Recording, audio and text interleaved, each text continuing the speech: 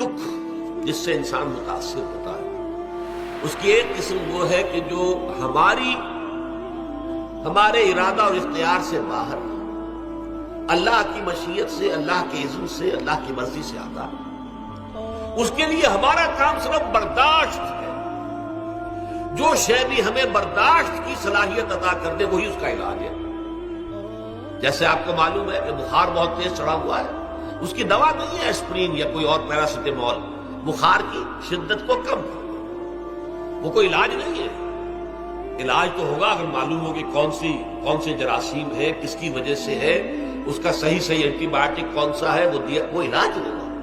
یہ علاج نہیں ہے، لیکن اس کی شدت کی کمی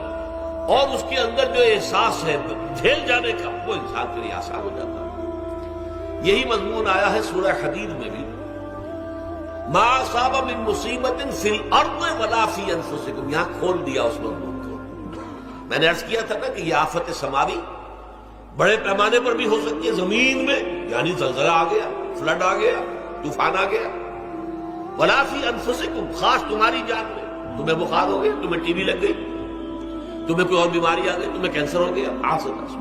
ہوتا آخر ہوتا ہے دنیا میں، انسانی زندگی کے ساتھ یہ ساری چیزیں لگی ہوئی ہیں۔ لیکن یہ چیزیں ما اصاب من مصیبت فی الارض ولا فی انفسکم، نہیں پڑتی تم پر کوئی پڑنے والی کوئی مصیبت، کوئی تکلیف، نہ پوری زمین میں بڑے پیمانے پر، نہ تمہاری جانوں میں انفرادی سطح پر، الا فی کتاب من قبل ان نبرأها، مگر یہ کہ وہ تو ایک کتاب میں، کتاب اللہ کے علم کی کتاب، الکتاب، اس میں پہلے سے درج موجود ہے۔ یہ الٹپ نہیں ہو گیا، یہ اچانک نہیں ہو گیا۔ آپ اچانک سمجھتے ہیں کہ صاحب میں تو جا رہا تھا، اچانک ٹرک نے آ کے مجھے دھکا مار دیا۔ اچانک کوئی شے یہاں نہیں ہوتی، اس کائنات میں پتہ تک نہیں ہلتا جب تک کہ اس نے رب نہ ہو۔ اچانک کا کیا سوال؟ تو در حقیقت جو ہوتا ہے وہ اللہ تعالیٰ کے علم میں پہلے سے ہے، علم کامل، ما کان وما یکون، جو کچھ ہوا جو کچھ ہوگا، مستقبل، ماضی، کل کا کل، آنے واحد میں اللہ کے علم میں موجود ہے۔ لہذا یہاں اچانک کچھ نہیں ہوتا، جو بھی آیا ہے اللہ کے علم سے ہے، اور یہ پہلے سے اللہ کے علم کے اندر موجود تھا، لکھا ہوا تھا، الا فی کتاب من قبل ان نبرأها ان ذلک علی اللہ یسیر۔ یہ تمہیں تو مشکل نظر آئے گا لیکن اللہ پر بڑا آسان ہے، اللہ کا علم کامل ہے۔ ما کانا ما یکون کو آوی ہے، لکہ لا تاسوا علی ما فاتکم، تاکہ تم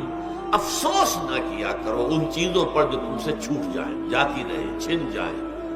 کوئی موقع تھا ہاتھ سے نکل گیا، کوئی دولت تھی اس پر ڈاکہ پڑ گیا،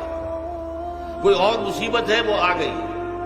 کوئی عزیز فوت ہو گیا، اکلوتا بیٹا تھا فوت ہو گیا وغیرہ۔ ما فاتکم، فات سے ہی فوتیدگی ہے نا، جو شے بھی نکل جائے، چلی جائے، ہاتھ سے جاتی رہے، چاہے وہ کوئی آپ کا عزیز تھا جو فوت ہو گیا تو آپ کے ہاتھ سے نکل گیا، یا کوئی مال تھا جو آپ کے قبضے سے نکل گیا، ڈاکہ پڑ گیا، چوری ہو گئی، نقصان ہو گیا کاروبار میں بہت بڑا، اس پر افسوس نہ کیا۔ اگر افسوس کرو گے تو اس کا مطلب کیا ہوگا کہ تمہیں اللہ پر اعتماد نہیں ہے،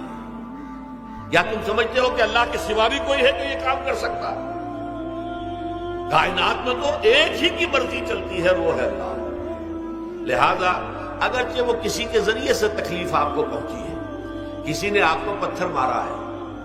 وہ پتھر ہو سکتا ہے آپ کو نہ لگتا، لگ گیا ہے تو اللہ کے فیصلے سے لگا ہے، اس کا باپ بھی نہیں پتھر مار سکتا آپ کو اگر اللہ کا اذن نہ ہو۔ لہذا آپ پتھر مارنے والے کو بھی مجرم سمجھیے، ٹھیک ہے، اس سے بھی قصاص لینے کا آپ کو حق ہے، لیکن یہ جان لیجئے کہ جو آیا ہے پتھر وہ اذن رب سے آیا۔ اب ظاہر بات ہے کہ اگر یہ کیفیت ہوگی تو غصہ اتنا نہیں ہوگا اس شخص پر کہ جس نے یہ کام کیا ہے، بلکہ ہو سکتا ہے آدمی مسکرا کے رہ جائے، جیسے کہ وہ میں واقعہ سناتا رہا ہوں اپنے دروس میں کہ ایک درویش پرش آدمی جا رہا تھا، جو رب کرے سو ہو، جو رب کرے سو ہو، جو رب کرے سو ہو۔ کسی شخص نے پتھر اٹھا کر دے مارا، اس کے سر پہ لگ گیا کہ اس نے پیچھے پلٹ کر دیکھا کس نے مارا۔ اس نے کہا مجھے کیا دیکھتے ہو، جو رب کرے سو ہو، یہ تو رب کے مارنے سے۔ اس نے کہا مجھے تو یہ پتھر رب کے مارے ہی لگا ہے، لیکن میں دیکھ یہ رہا تھا بیچ میں کس کا منہ کالا ہو گیا، اپنے لیے کس نے ایک گناہ کما لیا، اپنے لیے کس نے ایک مصیبت جو ہے وہ مول لے لی، وہ بیچ میں تم آ گئے ہو۔ پتھر اللہ کی طرف سے آیا، لیکن اس کا عذاب، اس کا وبال تم پر